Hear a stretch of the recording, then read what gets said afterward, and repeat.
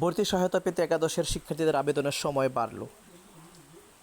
অসচ্ছল শিক্ষার্থীদের কলেজে ভর্তি নিশ্চিত করতে সহায়তা দিচ্ছে প্রধানমন্ত্রী শিক্ষা সহায়তা ট্রাস্ট।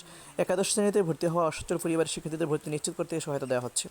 এই টাকা পেতে অসচ্ছল শিক্ষার্থীদের আবেদনের সময় 24 এপ্রিল পর্যন্ত বাড়ানো হয়েছে। এই আবেদন শুরু হয়েছিল 5 মার্চ। এ সংক্রান্ত চিঠি সব উপজেলা ও মাধ্যমিক শিক্ষা কর্মকর্তাদের সংশ্লিষ্ট শিক্ষা প্রতিষ্ঠানগুলোতে পাঠানোর জন্য বলা হয়েছে। গতকাল রোববার বিষয়টি জানিয়ে বিজ্ঞপ্তি জারি করেছে প্রধানমন্ত্রী শিক্ষা সহায়তা ট্রাস্ট।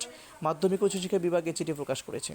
জানা গেছে 24 এপ্রিল 11টা 59 পর্যন্ত নির্ধারিত লিঙ্কে প্রবেশ করে https://www.eservice.pmeat.gov.bd/admission ভর্তি সহায়তা পেতে আবেদন করা যাবে।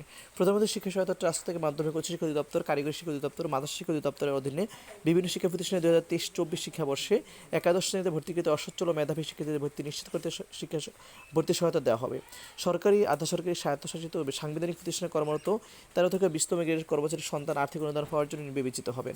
অন্যান্য ক্ষেত্রে বাবা মা বা অভিভাবকের বার্ষিক আয় 2 লাখ টাকার কম হতে হবে।